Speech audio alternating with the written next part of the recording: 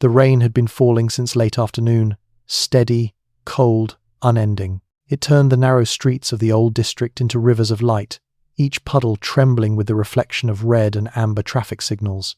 Cars hissed by, their headlights slicing through the downpour, indifferent to the few people still caught outside. Eli was one of them. He walked fast, shoulders hunched, his jacket long past soaked through, his shoes squelched with every step, and the grocery bag in his left hand, a cheap paper one, had started to dissolve around the edges. Inside were milk, a loaf of bread, and a small pack of birthday candles. Tomorrow would be Lily's 7th birthday, and though the cake would be store-bought and small, she'd asked if she could blow out real candles this year. That was reason enough for him to keep walking. He stopped at the crosswalk outside the old train station, waiting for the light to change. The world seemed to pause with him, just the rain, the faint echo of a bus pulling away, and his breath clouding the air. He was thinking about how to hide the candles so Lily wouldn't find them early when he noticed her. Across the street, by the lamppost, a woman stood with no umbrella. At first, she looked like a shadow, motionless, almost absorbed by the dark. She wore a light-coloured coat that clung to her shoulders, her hair plastered against her cheeks. A large handbag hung loosely from her hand, as if she'd stopped caring about it. Something about her stillness in the storm made Eli hesitate. When the light changed, he crossed slowly, the rain pattering harder. Halfway across, he looked up again. The woman was still there, head bowed, staring at nothing. He hesitated only a moment before walking over. "Miss?" he said, voice raised over the rain. "Are you all right?" She flinched, as if she hadn't heard another human sound in hours. Her eyes lifted pale grey, distant, and for a second, she seemed unsure whether to answer. Then she shook her head slightly. I'm fine," she said, but her voice trembled. My car's not starting." Eli looked toward the curb. A sleek black sedan sat there, its hazard lights blinking weakly through the rain. Even in the dim light, he could tell it was expensive, the kind of car that never belonged on this side of town. "Battery?" he asked. "Maybe. I don't know." The driver went to get help, but that was 20 minutes ago. He nodded. "You shouldn't stand in the rain like this. You'll catch something." "I tried to wait inside," she said quietly, glancing toward the dark station. "But it's closed." Eli shifted his grocery bag to his other hand, then took off his jacket and held it out. "Here." Her brows drew together. "No, I can't. It's fine. I'm almost home. Just cover your shoulders a bit." For a moment, she stared at him, a stranger in wet jeans and a fading hoodie, offering her the only warm thing he had. Then she took the jacket, hesitantly, and draped it around herself. "Thank you," she whispered. They stood there for a minute beneath the flickering streetlight. The rain softened to a mist, but the chill hung in the air. Eli tried not to stare at her. She had that look people carry when something inside them has gone quiet, not fragile, but emptied. "Do you live nearby?" he asked. She nodded faintly. "Not far. I shouldn't have gone out tonight." He smiled a little. Rain has that way of proving us wrong.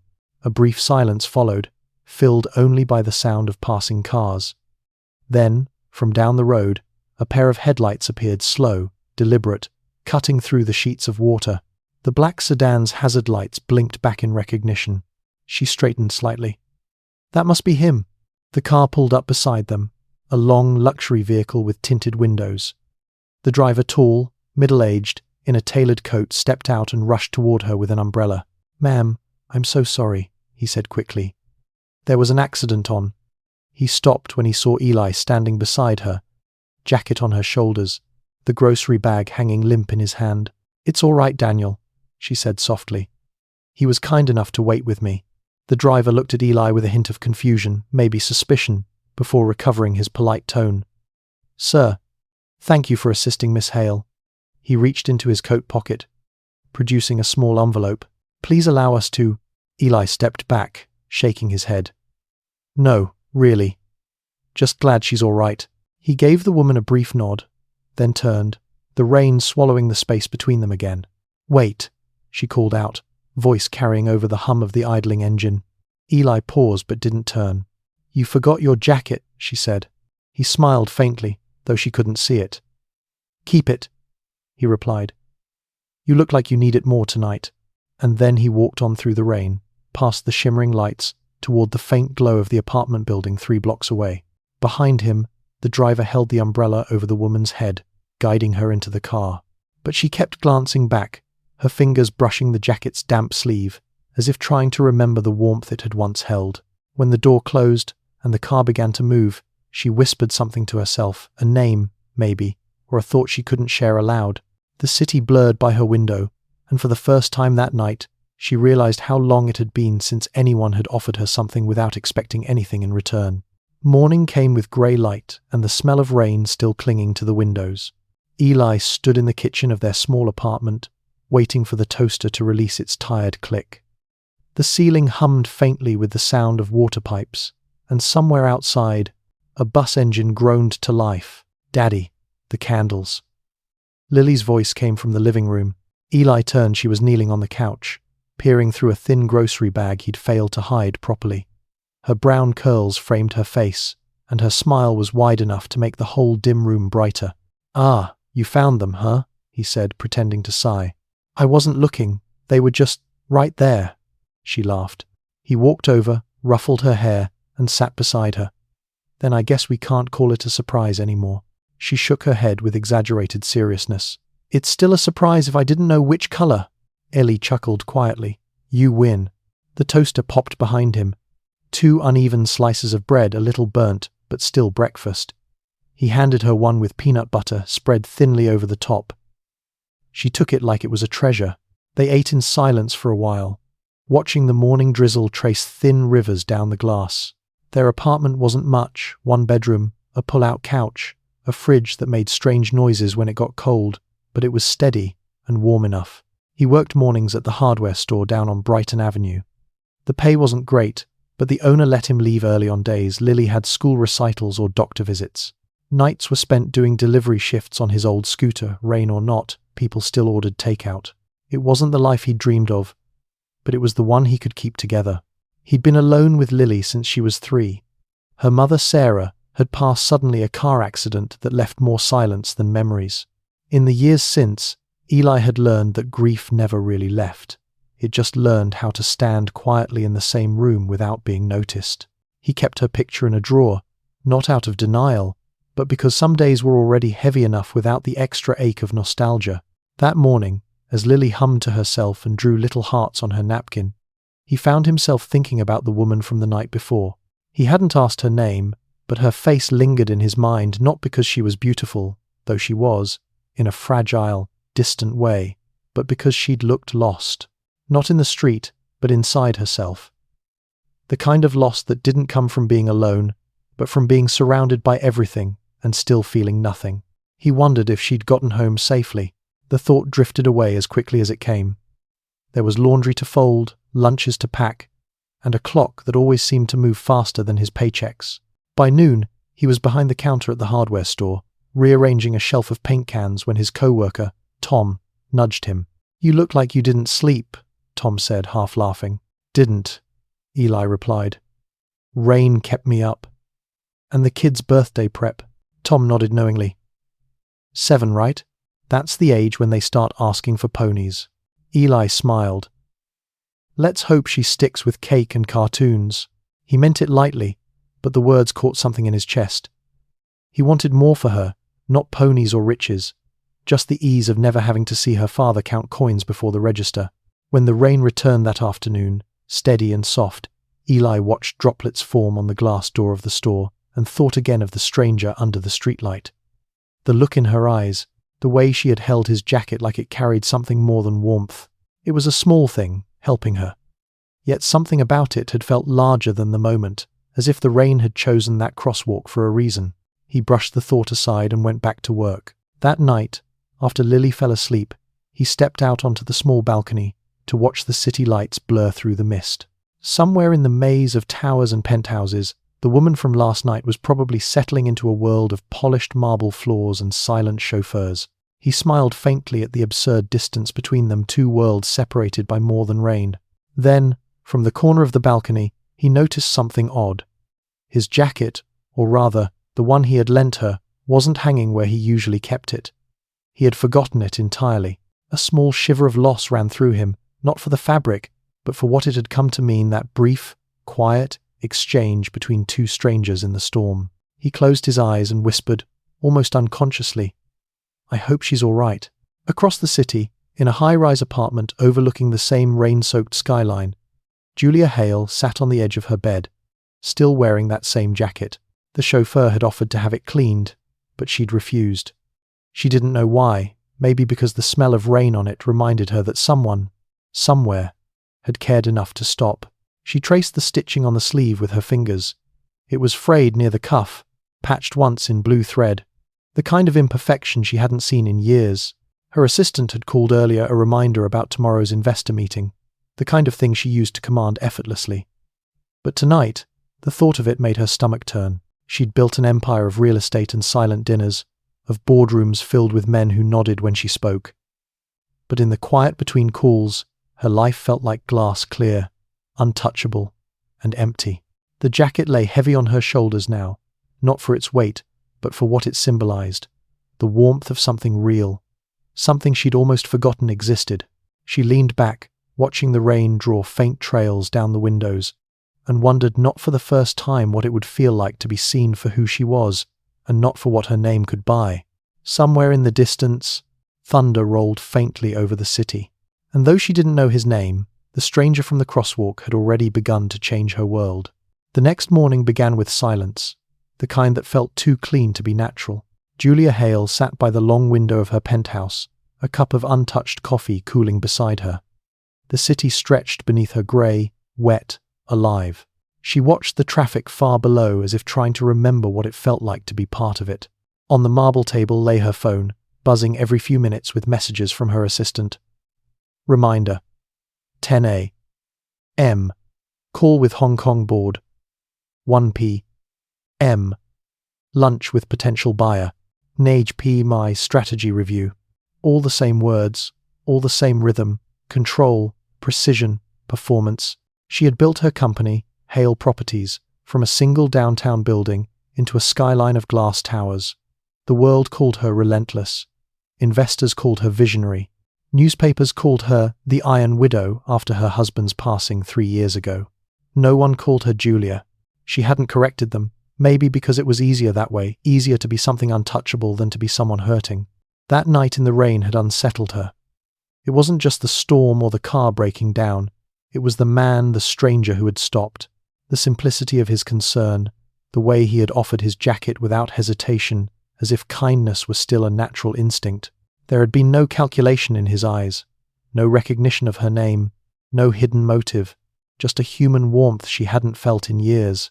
And now, that same jacket rested across the arm of her couch. It was dark grey, worn thin at the elbows, smelling faintly of detergent and rain. She could have sent it back easily. Her driver had even asked for the man's address, but she'd said she'd handle it herself. She hadn't explained why. When noon came, she forced herself through the motions. Her driver, Daniel, opened the car door for her, as always. "Good morning, ma'am," he said. "Morning," she replied, distracted. The car glided through downtown traffic, but Julia barely noticed the view. Her mind kept returning to that wet street, the crosswalk, the sound of his voice saying, "You'll catch something." There had been something familiar about his tone, not his face, not his name, but the quiet care of someone who knew how to worry gently. It reminded her of the man she had loved before her husband. Years before wealth, before the suits and meetings, she pushed the thought away, embarrassed by the tenderness of it. At the office, the glass doors slid open with a whisper. Assistants rose as she passed, their greetings polite but distant. Her reflection followed her down the corridor, immaculate, composed, precise.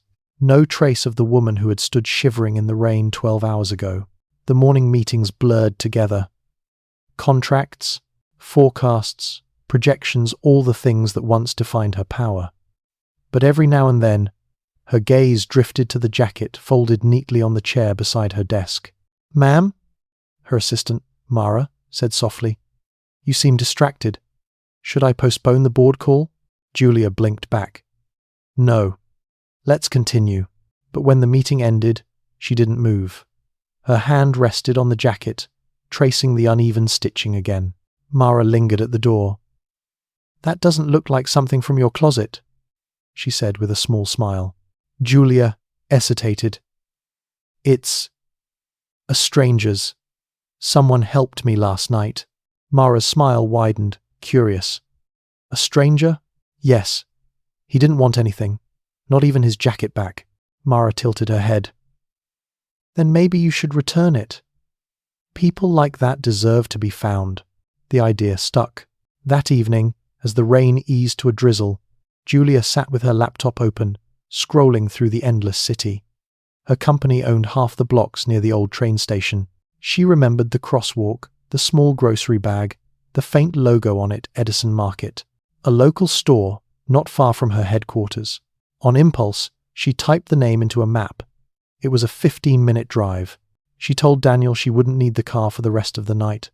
Then she changed simple sweater, jeans, and the jacket folded carefully in her bag. It felt absurd. The CEO of a billion-dollar company walking through puddles at dusk, looking for a face she'd only seen once. But something about it felt right, like a promise not to let the world erase what was still human in her. The shop was small, its windows fogged from the warmth inside. A bell above the door jingled as she stepped in. A man at the counter looked up older, balding, friendly. Evening. You looking for something in particular? Julia hesitated. I'm trying to find someone who works here. He helped me last night, near the station. Tall, dark hair, kind eyes. His name's Eli, I think. The man's face softened. Ah, that'd be Eli Parker. Hard worker, good man.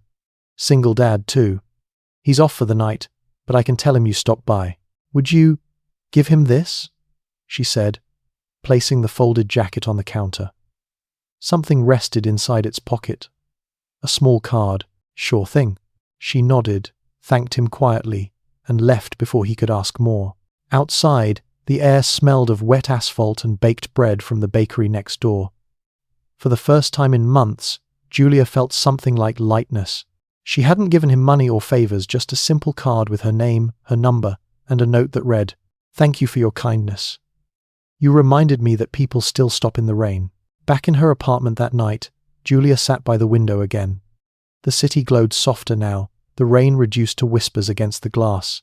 She thought about the man who would find her note tomorrow, maybe puzzled, maybe indifferent, but she hoped, quietly, that he'd understand what it meant, not gratitude for a gesture, but recognition of a moment that had reached through loneliness and touched something human again. She smiled faintly to herself, feeling something she hadn't in a long time. Anticipation. The next morning arrived with the smell of coffee and the soft shuffle of Lily's feet across the kitchen floor. Eli was already awake, buttoning the sleeves of his work shirt, when she appeared with her stuffed rabbit dragging behind her. "Daddy," she said sleepily, "did you make pancakes?" He smiled. "Not today, Bug. We've got cereal, the kind that turns milk chocolate. Special birthday breakfast." That made her grin instantly. She climbed onto the chair, chin barely above the table. "Can I still blow out the candles after school?" "Of course. I even found 7 that sparkle," he said, hiding the tiredness behind his voice. When he kissed her forehead and left for work, the sun was barely up, thin gold lines cutting through the last of the storm clouds. At the hardware store, the morning rush was slow. Rain always delayed deliveries, and half the crew hadn't shown yet. Eli took the quiet moment to restock shelves near the window, when Tom's voice called out from the front counter. "Hey, Eli, there's something here for you." He looked up. Tom held a folded grey jacket, his jacket with a small white envelope pinned to it. Eli's breath caught for a second. "She came by last night," Tom said. "Tall lady, dark coat, looked like she belonged in one of those magazines about rich people and glass towers. Left this for you."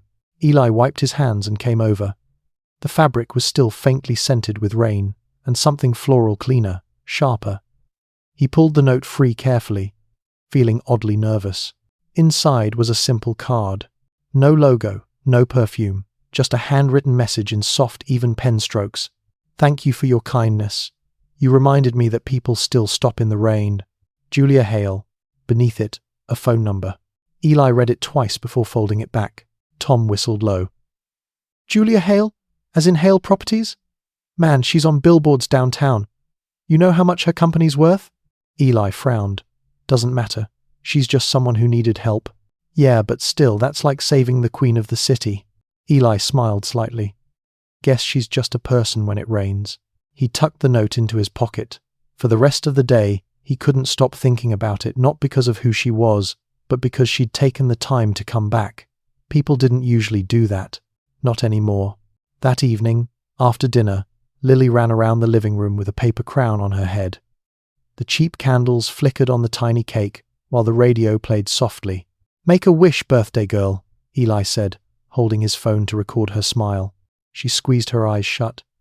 "I wish for Mummy to see my cake from heaven," she blurted, before blowing out the flames. Eli felt his throat tighten. "She'd love it," he whispered, pulling her close. When she finally fell asleep, he sat at the kitchen table, the apartment bathed in the orange glow of a streetlight. He unfolded the note again. The handwriting looked calm, deliberate, careful. He stared at the number for a long while before picking up his phone. His thumb hovered over the screen. Then he put it down. It felt wrong to disturb someone like her. She lived in a world that didn't cross paths with his. Except that one night, the rain had briefly erased the line between them. He folded the card, slid it into a drawer, and turned off the light. Across the city, Julia sat in her office, surrounded by floor-to-ceiling glass and the muted hum of late-night traffic below. She'd stayed long past the end of her meetings, her mind unfocused, her attention drifting. Daniel, her driver, stood at the door. "Miss Hale, the car's ready." She glanced at the clock. In a moment, when he left, she opened her phone and checked the messages. No new notifications. Her fingers lingered on the screen, as if expecting something that hadn't arrived. She smiled faintly at herself. It was ridiculous, she thought. Waiting for a man she didn't know. But she wasn't waiting for romance or intrigue. She was waiting for a sign that the world still had people who reached across divides without fear or expectation. Her assistant's voice buzzed through the intercom. "Ma'am, the press wants a statement about the Riverside project delay." Julia sighed. "Tell them it's being reviewed." And, "Mara." "Yes?" "Find me the contact of a local volunteer program. Somewhere near the station district." There was a pause. "The station? That area's—" "I know," Julia interrupted softly. When the line clicked off, Julia rose, crossed to the window, and watched the rain begin again, softer this time, like memory instead of weather. She realized then how small the city looked from up here, how easy it was to forget the ground, the faces, the people who lived in the spaces between her buildings. She thought of Eli's eyes under the streetlight, tired, kind, unguarded, and felt something stir that wasn't ambition. It was a longing to belong somewhere human again. The next morning, Eli was delivering paint supplies when a call came through to the store. Tom waved him over. "Some lady asking for you. Says her name's Julia Hale." Eli froze. "Here, on the line."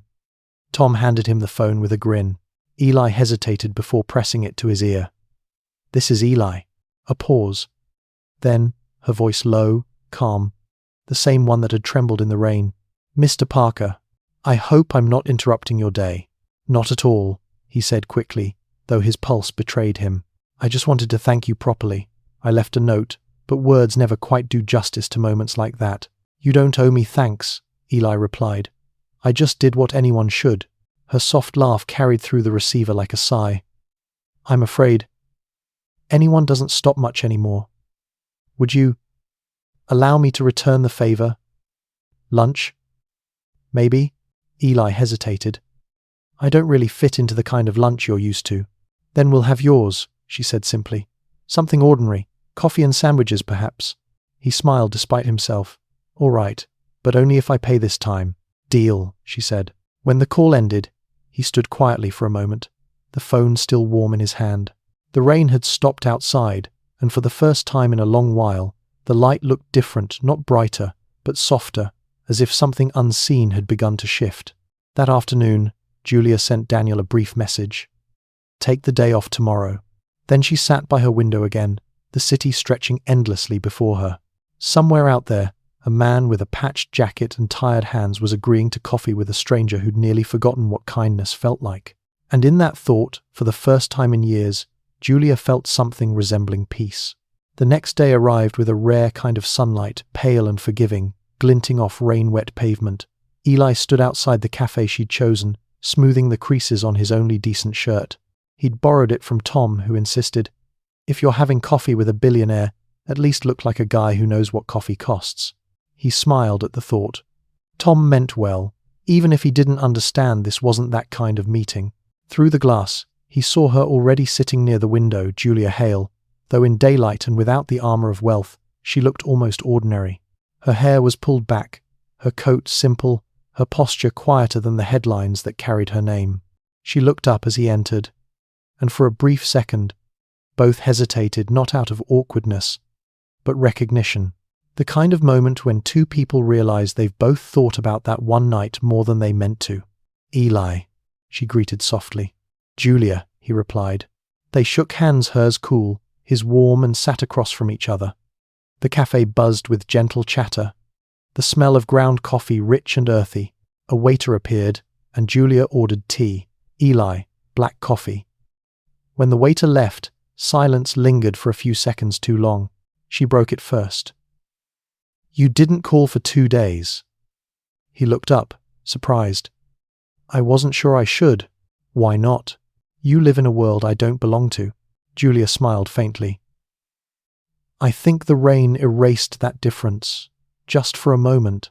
Maybe it's worth pretending it still can." He didn't know how to answer, so he nodded, looking down at his cup. For a while, they spoke about small things, weather, city traffic, his work at the hardware store. He told her about Lily's birthday and how she'd wished her mother could see her cake. Julia listened, chin resting lightly on her hand, her expression softening with every detail. "I didn't know you had a daughter," she said quietly. "Yeah, she's 7 now. Smart, stubborn, keeps me honest." "She sounds wonderful." "She is." He smiled, and for a moment, something unguarded passed between them, the kind of warmth that comes only from speaking of someone you love. Julia hesitated before asking, "Her mother?" "Gone," he said simply. 4 years now." The silence that followed wasn't heavy. It was respectful. She reached for her cup, fingers brushing the rim, eyes lowered. "I'm sorry. I lost someone too. My husband. It's been 3 years." He nodded. "Does it get easier?" "No," she said softly, "but it gets quieter." They shared a small, understanding smile, not of pity, but of recognition. When their drinks arrived, Julia took a sip and asked, "Can I tell you something strange?" "Go ahead. I haven't felt comfortable talking to anyone in years, not without calculating what they want from me." She paused. "You didn't want anything." "That scared me." Eli tilted his head. "Kindness shouldn't scare people. In my world, it does. Everything costs something." He studied her for a moment, the way she spoke, careful yet aching for honesty. "Then maybe it's time you changed worlds, even just for an afternoon." That made her laugh, quietly. The sound surprised even her. "I haven't laughed like that in a while." He smiled. "Guess I'm good at simple things." "Simple is underrated," she murmured, stirring her tea. They talked for almost an hour. About her company, the pressure, the constant performance, about how she missed cooking for herself or walking in the park without bodyguards, about his late shifts, his daughter's drawings taped to the fridge, the nights he couldn't sleep wondering if he was enough. 2 lives, one overflowing, one stretched thin meeting in the middle ground of quiet understanding. When the check came, Julia reached for it, but Eli shook his head. "I said I'd pay." She smiled. "You realize I could buy this cafe. Then this'll be my once-in-a-lifetime victory." They laughed again, and something in the air lightened, the walls of difference slowly dissolving. Outside, the afternoon had turned warm. They walked together toward the street, the city humming softly around them. At the corner, Julia stopped. "Eli," she said, looking up at him, "you reminded me that people can still choose decency." "I didn't know I needed that reminder." He looked at her, not as a symbol of success, but as a person who looked tired of being strong. "And you reminded me that sometimes the people we think have everything are the ones who need kindness most." For a moment, they stood in silence, not the empty kind, but full of unspoken things. Her driver pulled up to the curb, stepping out to open the door. She turned back to Eli. "Would you let me do something small for you and your daughter? Nothing grand. Just a thank you." He shook his head gently. "You already did." You showed up. Julia's eyes softened. You make gratitude sound simple. It is, he said, when it's real. She smiled, a real smile this time, the kind that comes from the inside. Then she stepped into the car, the door closing softly behind her. Eli watched the vehicle glide away, the reflection of its lights stretching across the wet pavement. That night, Julia stood by her window again, the skyline glittering like glass stars. For the first time in years, she didn't feel trapped by it. On her desk lay a drawing she'd found earlier, one of the volunteer program brochures her assistant had printed. Children's art, simple and unguarded. She traced the crayon lines with her fingertips, remembering Lily's name, the sound of Eli's laugh. She didn't know why, but the thought of them made her feel something rare grounded. And miles away, in a small apartment where the pipes rattled and a single lamp flickered, Eli tucked Lily into bed. She was half asleep, mumbling through a dream. "Daddy," she whispered, "did the lady in the rain find her way home?" He smiled softly. "Yeah, sweetheart, I think she did." But as he turned off the light, a part of him wondered if maybe, just maybe, that story wasn't finished yet. Because sometimes, fate didn't just cross paths. It circled back when you least expected it. A week passed. Then two, life, as it always does, settled back into its rhythm. The rain had come and gone, leaving behind streets scrubbed clean and skies that seemed a little clearer. Eli went back to work, back to fixing door hinges and sorting boxes of nails, back to the quiet life he'd built piece by piece. But something was different. It was subtle, the way he lingered by the cafe window each morning before opening the shop, or how Lily sometimes caught him lost in thought and said, "You're thinking about the lady again, aren't you?" He'd laugh it off. "No, just about work, kiddo." But she'd grin knowingly. "You should invite her to my birthday." He didn't know what to say to that. Because how do you invite someone like Julia Hale, a woman who owned skyscrapers, to a party in a one-bedroom apartment where the cake came from the discount bakery? So he didn't. He just kept living. Until one Friday evening, near closing time, a black sedan pulled up outside the shop. Sleek, unfamiliar. Eli's chest tightened. The door opened, and out stepped a man in a tailored suit, the same chauffeur he'd seen that night in the rain. The same calm, unreadable face. "Mr. Brooks?" the man asked politely. "Yeah? My employer asked me to deliver this." He handed over a cream-colored envelope, embossed with a simple monogram, J.H. Before Eli could say a word, the man nodded once and returned to the car, leaving him standing there under the hum of the flickering sign. Eli turned the envelope in his hand, thick paper, faint scent of rain. He slipped a finger under the seal and opened it. Inside was a single folded letter and a small silver key, cool against his palm. He unfolded the letter. "Eli, I wanted to thank you again, not for helping me that night, but for reminding me what kindness without condition feels like. There's a house by the lake outside town. It's been empty for years, a place I once dreamed of filling with laughter but never could. I'd like you and your daughter to have it, if you'll accept it. I know you might refuse, but please think of it not as charity, but as a return of something you already gave. Light, when I had none. Julia." He stood there for a long moment, the paper trembling slightly in his hands. The rain had begun again, outside soft, almost shy, tapping against the glass. He looked down at the key, the weight of it unreal. A house?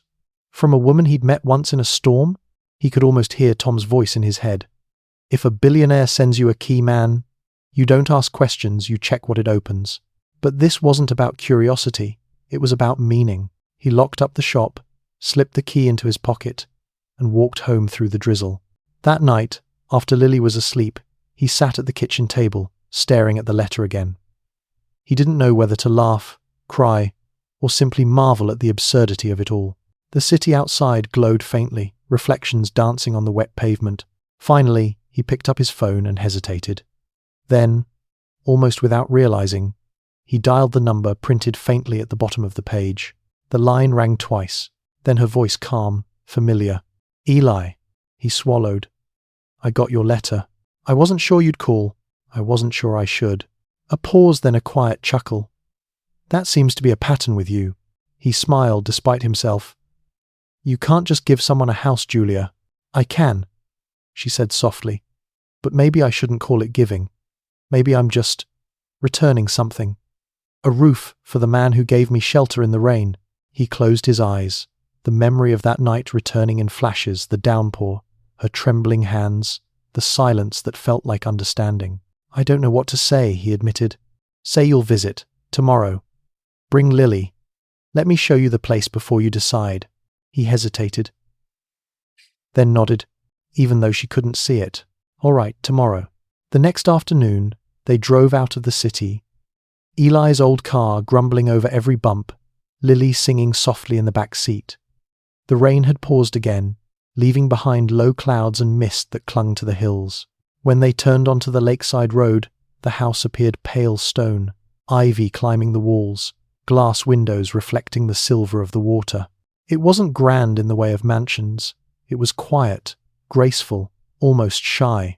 Julia was waiting outside, her hair tied back, wearing jeans and a wool sweater. She looked different, human. "Hi," she said, smiling as they stepped out. "Hi," Eli replied. Lily, bold as always, ran up and asked, "Is this your house?" Julia crouched beside her. It was, but maybe it's waiting for someone else to make it a home.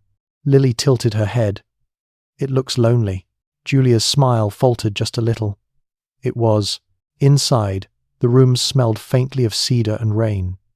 There were bookshelves, empty picture frames, a grand piano covered in dust. Lily explored every corner, her laughter echoing down the hallway. Eli stood by the window, looking out at the lake. "Why this place?" he asked quietly. Julia joined him, her reflection faint in the glass. "My husband bought it. We were supposed to start over here. After he died, I couldn't face it. But when I met you, I remembered why people build homes in the first place, not for walls, but for warmth." She turned to him. "So maybe it's time I let someone else fill it with laughter." He shook his head. "I can't just take it." "I know." She smiled gently. "That's exactly why I want you to." Outside, Lily's voice rang out. "Daddy, look, there's a swing." Eli smiled faintly. "She's already redecorating." "Good," Julia said softly. "The place needs a child's laughter again." They stood there for a while, not talking, just watching the reflection of water ripple across the glass. And in that silence, something wordless passed between them. Gratitude, maybe, or the quiet recognition that sometimes people meet exactly when their lives need mending. As they left that evening, Julia walked them to the car. "Eli," she said, "you once told me kindness shouldn't scare people. You were right. Maybe it heals them instead." He smiled. "And maybe some gifts don't need returning." She looked at him, eyes soft, filled with something like peace. "Then consider it shared." He nodded, started the car, and drove away. In the rearview mirror, he saw her standing there not as a billionaire, not as a symbol of something distant, but as a person finally letting go of loneliness. And when the first drops of rain began to fall again, Eli rolled down his window, let the wind in, and smiled. Sometimes life doesn't repay kindness with gold or glory. Sometimes it just brings two weary hearts in from the rain. Spring arrived slowly that year, hesitant, as if afraid to interrupt what winter had left unfinished. The lake thawed first, then came the soft whisper of green on the trees, the hum of bees returning. For Eli and Lily, it meant something new. Weekends by the lake house, a space wide enough for laughter to echo and silence to rest gently. They didn't move in right away. Julia wouldn't let them until the repairs were done. "The roof leaks," she said, "and I suspect the walls remember too much rain." So Eli, being who he was, offered to fix it himself. She protested at first, but he insisted. "Let me work for it. I don't take homes for free." And so he did. Every Saturday morning, he drove out with Lily, toolbox rattling in the back seat, sandwiches packed in wax paper. Julia was often there before them, sitting on the porch steps with a mug of tea, hair pulled back, watching the mist rise from the lake. "Morning," she'd say. "Morning," he'd reply, setting down the tools. And in those few words, a ritual was born. The work took weeks. Eli patched the roof, fixed the shutters, and replaced the broken glass panels in the garden room. He worked quietly, deliberately, his hands steady even when his thoughts weren't. Lily followed Julia everywhere, helping her plant flowers, feeding the stray cat that had decided the lake house belonged to them all. Julia, who who had spent years surrounded by boardrooms and polished marble, found herself kneeling in soil, laughing when dirt streaked her hands. "Daddy," Lily said one afternoon, "Miss Julia doesn't mind getting messy." Eli smiled from the ladder. "That's how you know she's real." Julia, standing below, laughed, but later that evening, when Lily had gone to chase fireflies, she turned to Eli and said quietly, "No one's called me that in a long time. Real." He looked at her. "You always were. Maybe you just forgot." Something in her face softened, then not quite sadness, not quite peace. Just truth. By early summer, the house felt different. Lived in. Alive. The once empty rooms now held traces of small joys. Lily's drawings taped to the fridge, the faint smell of coffee and sawdust, Julia's laughter from the porch. Sometimes she'd join Eli while he worked. "Teach me," she'd say, handing him a hammer. "You'll regret that," he teased. "I already do," she'd mutter after the first bent nail, and they'd both laugh. Those afternoons blurred into evenings, and evenings into quiet dinners by the lake. Lily would tell stories about school, about her imaginary dragon, about how Miss Julia needs to smile more. Julia always did after that. One evening, after Lily had fallen asleep on the couch, they sat outside watching the sunset. The lake mirrored the sky orange, melting into gold, then purple, then nothing but soft darkness. Julia spoke first. "When my husband died," she said, "I thought everything stopped. I built a fortress out of work, meetings, numbers, deadlines, anything to keep from feeling what I'd lost." She paused, the reflection of water flickering across her eyes. "And then one night, a stranger in the rain reminded me what it feels like to be seen again." Eli didn't speak. He just listened the same way he did that night outside the restaurant, when she'd been shivering under the streetlight. Finally, he said, "Maybe that's all we really want. Deep down. To be seen. And to be useful to someone." She turned to him. "You've been both?" Their eyes met, not romantic, not dramatic, just two people who had walked through storms and learned to stand in the same quiet. As the weeks went on, small miracles kept unfolding. Julia started visiting the hardware store, under the pretense of needing supplies. She brought coffee for everyone, laughing when the clerks whispered about the boss lady. She didn't correct them. Eli noticed she smiled more. The tiredness behind her eyes was lighter now, replaced with something closer to curiosity. And Lily, Lily thrived. She painted the lake house walls with bright colors, named the stray cat Captain Whiskers, and began calling Julia Aunt J. The first time she said it, Julia froze. Then her eyes shimmered, and she hugged the girl tight. "I haven't been anyone's aunt before," she whispered. "Now you are," Lily said simply. That night, Julia wept quietly, alone in the porch swing. But it wasn't grief this time. It was release. Late one afternoon, Eli stood by the water, watching the reflection of the house shimmer in the ripples. Julia came up beside him, a mug in hand. "You ever think," she said softly, "how strange it is the way people find each other?" He smiled. "Every day. If that storm never happened, you'd have still found someone to remind you," he interrupted gently. "Maybe not me, but kindness has a way of finding its own path." She looked at him, eyes steady. "You make it sound inevitable." Maybe it is. For a long while, they said nothing. The breeze brushed against them, carrying the scent of lake water and pine. Then Julia spoke again, almost a whisper. "Eli, I want you to keep the house. For real this time. No more repairs, no conditions." He opened his mouth to protest, but she lifted a hand. "You've already given it back in ways you don't see. You filled it with laughter. With life. That's worth more than money could ever buy." He hesitated, then nodded. "All right. But only if you keep coming back." She smiled. "Deal." Summer ended. The first leaves began to fall. On the morning of Lily's birthday, the lake was calm, the air cool and clear. Julia arrived early, carrying a cake she'd baked herself. It was lopsided, slightly burned on one edge and perfect. When Lily saw her, she squealed and threw her arms around her waist. "You came." "Of course I did," Julia said, laughing. "I promised the dragon cake, didn't I?" Eli watched them from the porch, hands in his pockets, a quiet smile tugging at his mouth. For the first time in years, his life felt balanced, not fixed, not polished, but real. The billionaire and the single dad, two people who had nothing in common except the rain that once brought them together. Now, under the soft light of morning, they didn't seem so different after all. That evening, after everyone had gone home, Julia lingered on the porch. She looked at the lake, at the glow of the windows behind her, the home now filled with warmth, stories, and laughter. "Thank you," she said softly, not sure if she was speaking to him, to fate, or to the rain that had started it all. Eli joined her, coffee steaming in his hand. "For what?" "For stopping that night," she said. He smiled, eyes gentle. "For me, it was just instinct." "For me," she replied, "it was the beginning." And as the evening breeze rustled through the trees, the world felt for once perfectly quiet.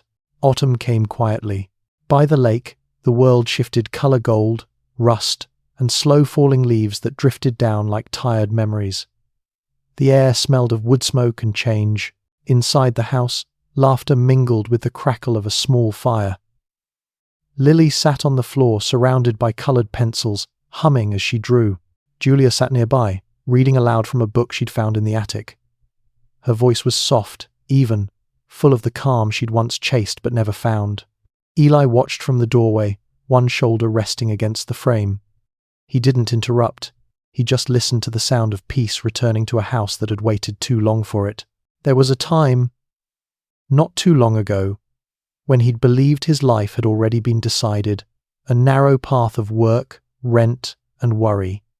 But then came that night in the rain. One small decision, one gesture without thought of reward, and somehow everything changed. He didn't become rich. He didn't win anything. But something deeper had shifted in him, in her, in the fragile space between their worlds. Kindness, he realized, wasn't a transaction. It was a bridge. Outside, the wind picked up. The lake rippled each wave, a shimmer of silver under the waning light. Julia closed the book and looked toward the window. "It's starting to rain again," she said. Lily looked up from her drawing. "Good. That means the sky's happy." Julia smiled, but her eyes lingered on the reflection of the rain trailing down the glass. "Maybe it is," she whispered. Eli stepped closer, standing beside her. "You still afraid of storms?" She shook her head. Not anymore. For a moment, they simply watched the rain, the lake, the life they'd built out of coincidence and care. There were no promises between them, no fairy tale endings, just the steady comfort of knowing that what began as an accident had turned into something lasting. A friendship, a home, a second chance. Sometimes life didn't hand you miracles. Sometimes it handed you people. That night, after Lily was asleep, Julia stood outside on the porch, coat pulled close. The rain had slowed to a mist, soft against her skin. She closed her eyes and let it fall on her face the same way it had that night months ago, when everything had felt broken. But this time, she didn't feel small beneath it. She felt alive. Behind her, she heard footsteps. Eli, holding 2 mugs of tea. "You'll catch a cold," he said, handing her one. She smiled. "I used to think rain meant something was wrong. And now? Now I think it just means something's changing."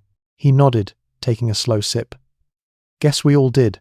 They stood there side by side, the rain whispering softly over the lake, their reflections blurred together in the window glass, not 2 worlds anymore, just one quiet moment shared between them. Weeks later, Julia found herself driving through the city again. Meetings, deadlines, signatures, all the noise that had once defined her. But she noticed something new. She wasn't chasing it anymore. She carried calm with her, now a kind of stillness she hadn't known she needed. That evening, as she sat in her office, she pulled open the drawer where she kept the letter. Eli had once written a short note he'd left on her desk the day she insisted the house was theirs. "Julia, you said the house was waiting for laughter. I think we all were. Thank you for remembering what home sounds like. Ili." She read it again, smiling faintly. Then she folded it back, placed it in the drawer, and turned toward the window. The city below shimmered in rain. Somewhere out there, she knew, Eli and Lily were probably watching the same storm roll in, and for the first time, she didn't feel alone in it.